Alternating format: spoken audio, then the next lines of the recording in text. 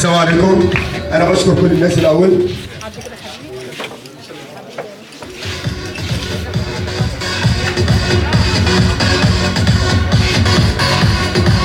انا طبعا برحب بكل الناس في بلطيم هنا واستقبالهم لينا جميل جدا، وبجد احنا مش اول مره نيجي بلطيم، طبعا جينا السنه اللي فاتت وبلدنا انا بعتبرها بلدي الثانيه، وبنشكر الناس اللي موجوده كلها، وطبعا بنطلب التوفيق والنجاح لاحمد حماده والمجهود الكبير اللي هو عمله طبعا لنجاح البطوله.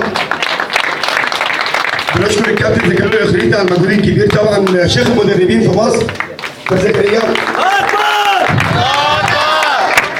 طبعا انا بحيي الكابتن عبد الله مش عشان فاز، انا بحيي الكابتن عبد الله لاصراره برغم الاصابه الجامده جدا جدا اللي كانت موجوده في البطوله، واصر برغم اني كنت بحاول اسحبه وما يكملش الماتش، وهو اصر لغايه من نهايه الماتش اللي فاز على اللاعب التونسي بالضربه القاضيه، وكانت طبعا مفاجاتنا وفاجئت الناس كلها في الماتش بعد الماتش 5 جولات.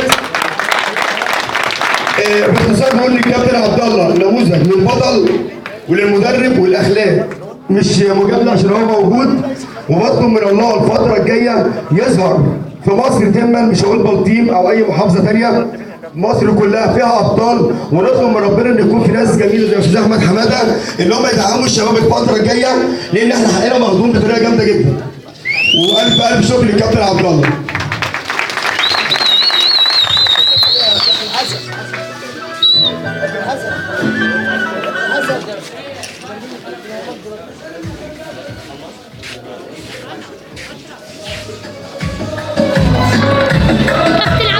احمد حماده كلمات.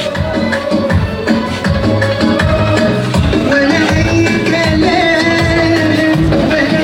كلام في اغاني عديني. طب عديني. صراحه قبل ما ابدا التكريم انا عاوز اقول حاجه كتير مننا مش واخدين بالنا منها. اولا معانا كابتن اكاديميه الحزام الاسود